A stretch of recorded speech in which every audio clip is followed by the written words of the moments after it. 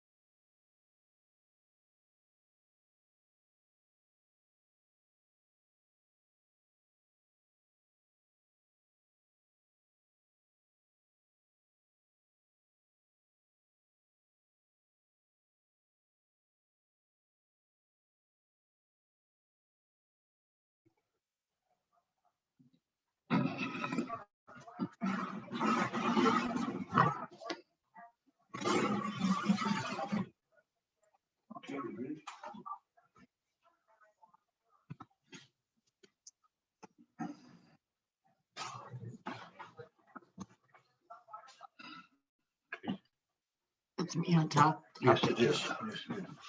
You want to get a breast? No, yeah. Okay.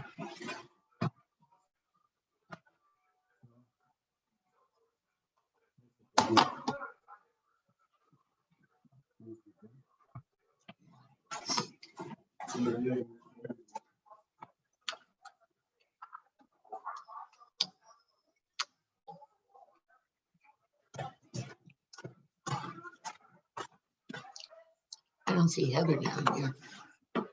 Should be on the main screen when the time comes. Okay? Okay. Thank you. Yes.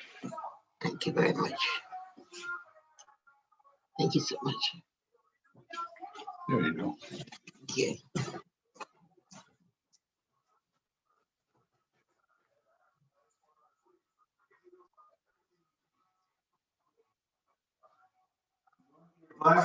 Please.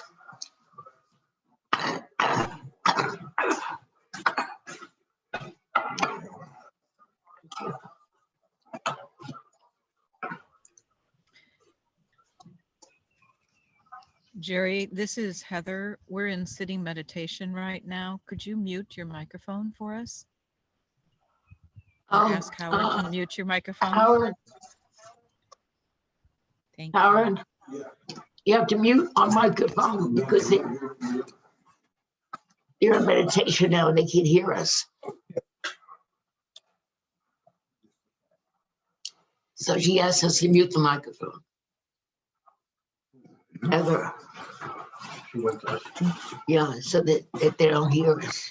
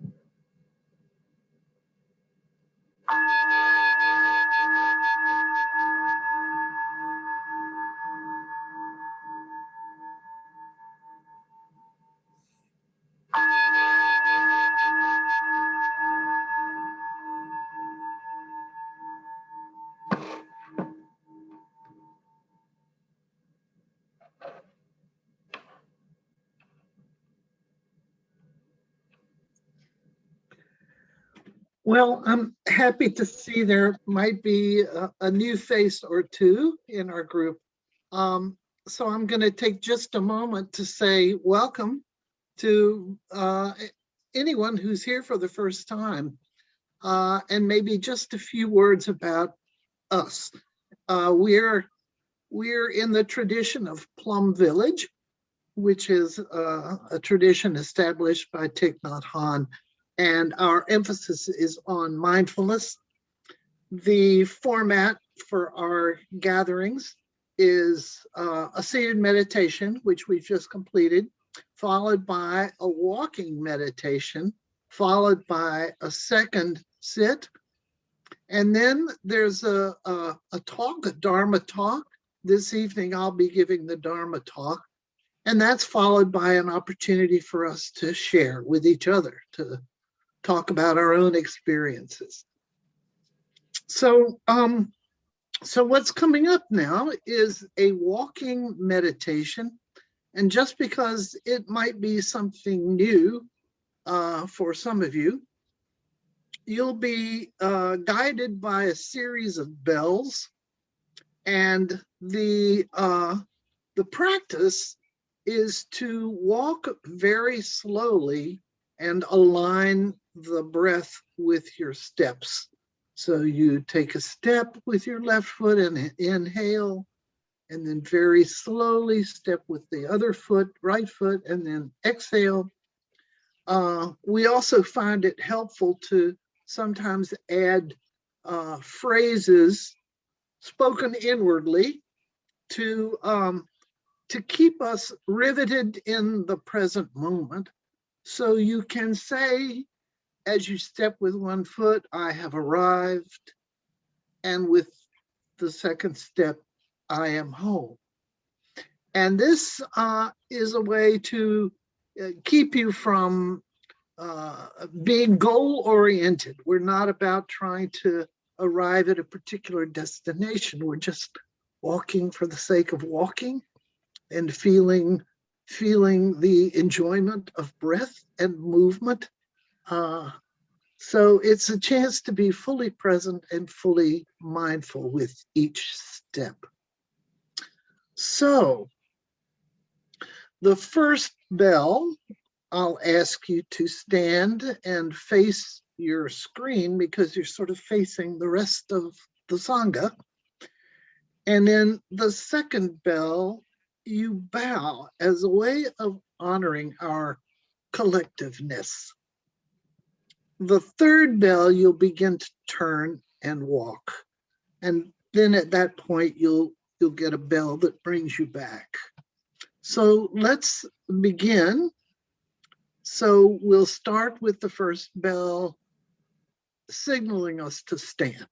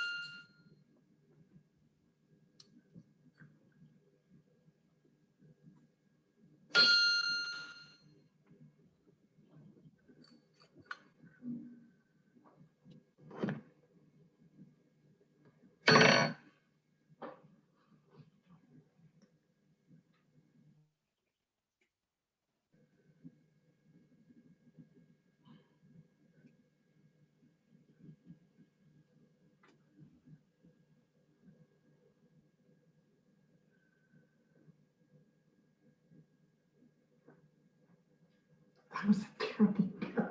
Are you muted?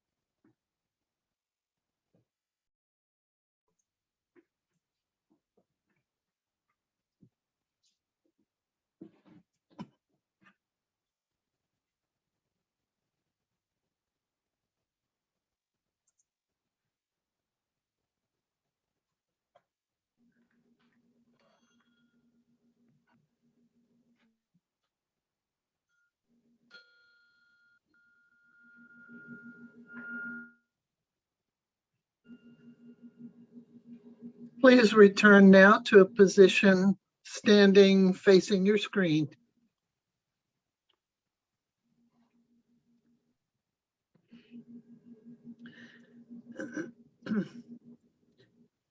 And with a final bell, a final bow towards the Sangha, and then please be seated.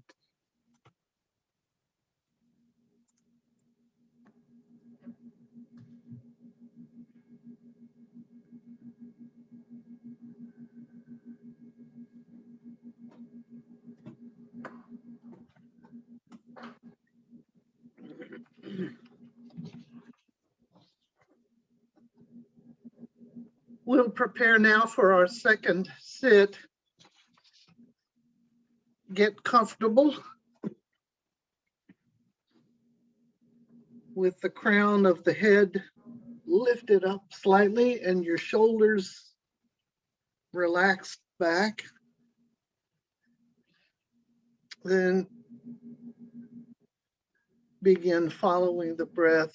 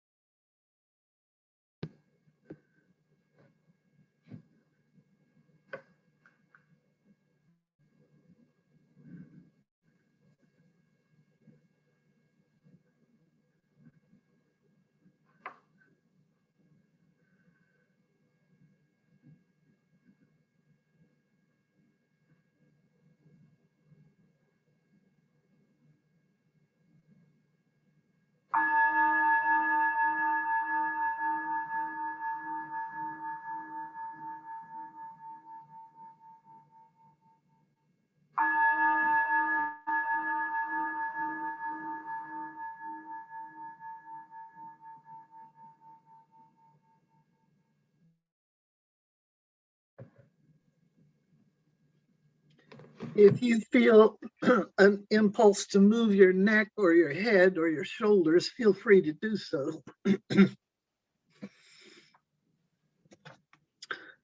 Again, good evening to you all. And again, a special welcome to newcomers. We're glad to see you. And maybe at the end of our formal session, we can have an opportunity to get to know you a little bit better. So we are continuing our study of the book by Tic Nhat Hanh entitled Fear. And last week in our gathering, Jessica summarized Thai's explanation, Tic Nhat Hanh's explanation, that the trauma of birth imprints us with a fear of being alone, abandoned, unprotected, defenseless, helpless. We're these vulnerable infants. And he says that the flip side of this fear is the desire for safety and protection, for human companionship. In a word, the original desire is to survive. When I first saw the title of the next chapter that I was to do this talk on, the title was Original Fear. And I thought that the emphasis would be on the fear of death, which has been, of course, well documented and observable and, commonly understood. But to my surprise, the focus of the chapter is on the idea that original fear can be stimulated by dwelling too much or too intensely in the past or in the future. The antidote to original fear, he suggests, is to surrender to the here and now. In other words, to maintain mindfulness. Beginning with discussing the past, he draws an analogy.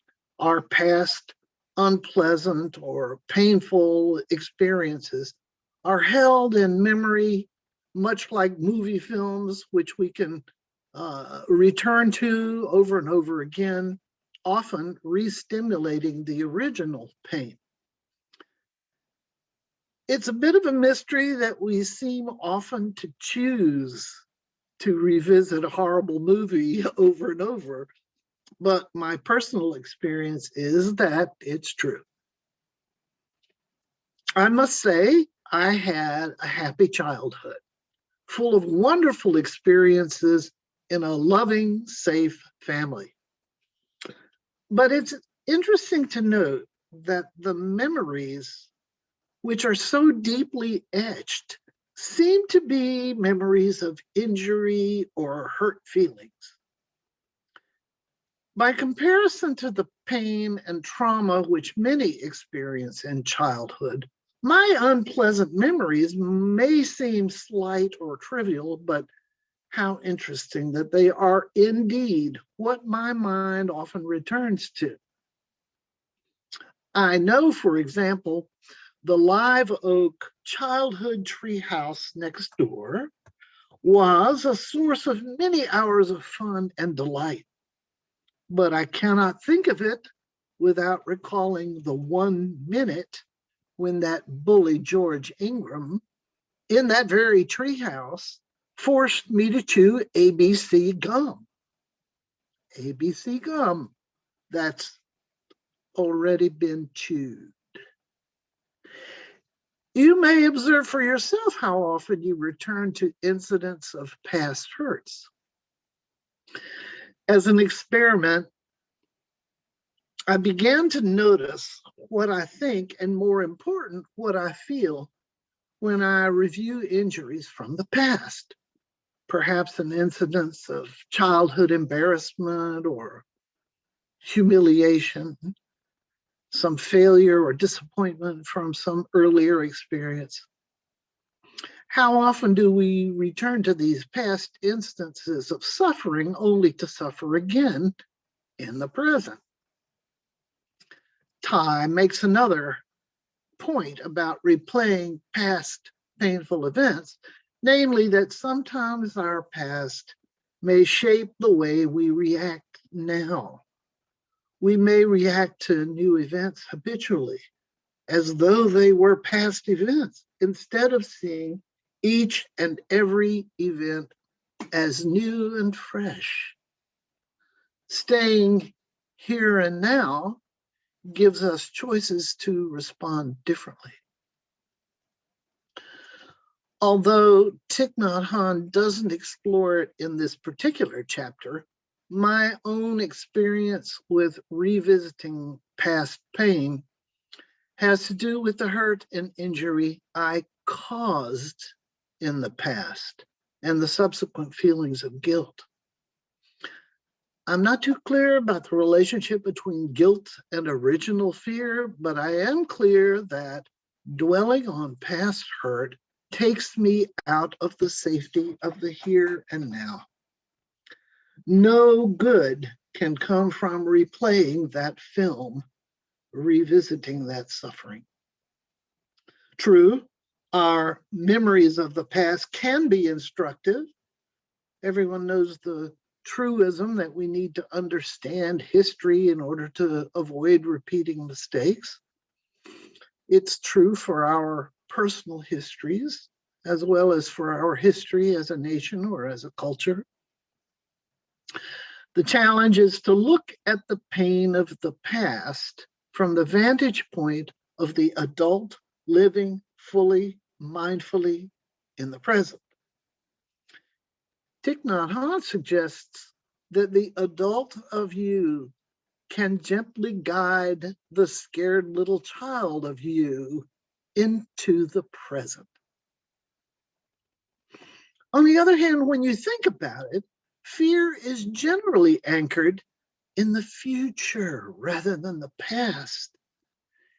It's an emotional state that projects forward with an idea of what's about to happen.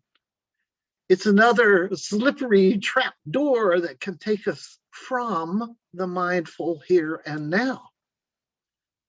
The tendency for our consciousness to leap into the future is so common. We have dozens of words to convey the many flavors of fear: anxiety, uncertainty, concern, worry, apprehension, stress, dread, foreboding, fretfulness, and on and on. Again, there's nothing wrong with making plans, but a healthy approach is to maintain the equanimity of mindfulness. I know that my personal challenge is to stay grounded in the present, even as I am busy planning. I am an inveterate planner. I can plan the heck out of a day, a week, or even an hour. Go with the flow is not my usual mode, but I'm trying to learn to be flexible. I'll make plans, but try not to hold too tightly to assumptions and expectations. I used to have in my bedroom a little sign you may be familiar with. It said, "Plan ahead," and the letter D was crowded down at the end of the sign. I do realize that anything can happen and usually does, so I try to see my planning as tentative goal setting. Ty says, when you are anchored in the present moment, you can plan for the future in a much better way. Living mindfully in the present does not preclude making plans. I mentioned several different flavors of fear. If I spend too much time visualizing the future, I can taste a lot of worry. I grow anxious, often fearful that I won't meet the expectations of others or of myself. I worry that I'll be late to an event. I worry that I'll overspend my monthly income. I worry that my body is starting to limit my activity level. I worry that I won't be able to fulfill my responsibilities. Shoot, I can worry the weeds will take over the garden. There's no limit to all the things I can worry about.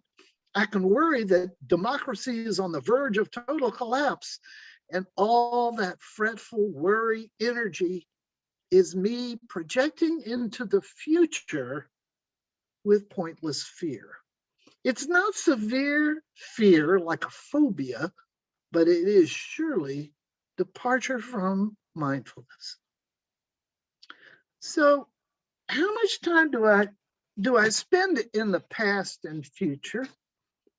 Just for fun, I decided to observe some of my flow of thoughts during our first sit last week. Observe, if you will, how much my thoughts go to the past and the future. Perhaps you can relate to some of this. My meditation, in quotes, stream of consciousness was something like this. Breathing in, I have arrived. I forgot to get a drink. Maybe I can turn off the video for a second. Heather looks serene. Ron's not here. Worry that he's not well. Think I'll grab a pillow during the walking meditation so my back doesn't start to ache. Breathing out, I have arrived. No, wait, out, I am home. How am I going to get a Dharma talk out of 5 little pages of that book? Should I ask Dave to be my bell minder next week? Those portobellos in the fridge are going to spoil if we don't eat them right away. Breathing in, I am aware that I am breathing in. I hope Lynn will help me with the final painting touch-ups at the rental property. Got to get a tenant in there soon. Breathing out, I need to water the front patio or the plants will die. Why did that woman dare to say, I'll see you in court? Breathing in, I have arrived. Does the shift into the future with worry sound familiar at all?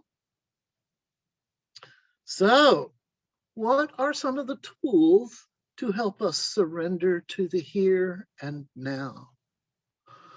One tool Ty mentions is the use of a bell as a reminder to attune to the present. My recommendation is that you consider adding an app to your phone called Mind Bell. There's a timer, so you can set it to ring intermittently. It just went off. You can set it to ring intermittently during the day. It might help to use the bell as a signal to stop. Just hold a moment of stillness and silence. We all would undoubtedly benefit from stopping, literally, physically, and mentally, just to come home. In fact, we can choose to let anything serve as a bell or a reminder to stop. The sound of an ambulance or police siren usually works for me, as does immersing my hands in water, washing my hands. Of course, the simplest, most obvious tool to assist us in maintaining mindfulness is to hold a steady awareness of the breath as it moves in and out of the body. The very essence of life right here, enabling us to be. We might also do a mental scan of the body, greeting and thanking all the parts. Hello, shoulder. I see you're a little sore today. Another mindfulness tool is the use of the gatha, which was introduced during the walking meditation. I have arrived. I am home. A gatha is a short verse similar to a mantra which is repeated inwardly. It's easy to mentally affirm these two phrases anywhere in any posture, not just as part of our walking meditation. You can be sitting, standing, even lying down. It's so simple, yet so profound, as it stops us from the habitual running of our busy lives. It stops us from striving and searching. I have arrived. No destination outside of right here. I am home. Nothing outside of right now that must be attained or achieved. When thoughts stray, as mine do, we can just return to the Gatha. Note, it's important to bring some genuine feeling to the Gatha, to endow it with, the force of belief and conviction. So it's not just empty words. And its power is multiplied when we associate it with each in-breath and out-breath. From the vantage point of mindfulness, there can be a sharpening of awareness of the amazing sights and sounds and smells that surround us. We can open to full appreciation of what the universe offers, even including adversity. For me, being present means feeling an expansion of gratitude, learning to smile at what is. A personal tool I use, I call well springs of gratitude for showers of blessings. It goes like this. I'm sitting on the front patio, inwardly saying, how lucky am I to have such a comfortable cushion for my metal chair, and how lucky that my eyes are perfectly designed to see the green of grass and the blue and white of sky, and how fortunate to have a cell phone with 1 billion answers to questions I can hold in the palm of my hand. And what a gift it is to have plenty of instant ice cubes for my lemonade. And wow, I hear that pair of painted buntings again, and the marvelous scent of honeysuckle is traveling over from the fence. And how blessed am I in this moment to have a big love to share my life with. One final point about surrendering to the here and now as an antidote to original fear. As you sit in the comfort of your home now, looking at your screen, notice that you are completely, totally safe in this moment and in this moment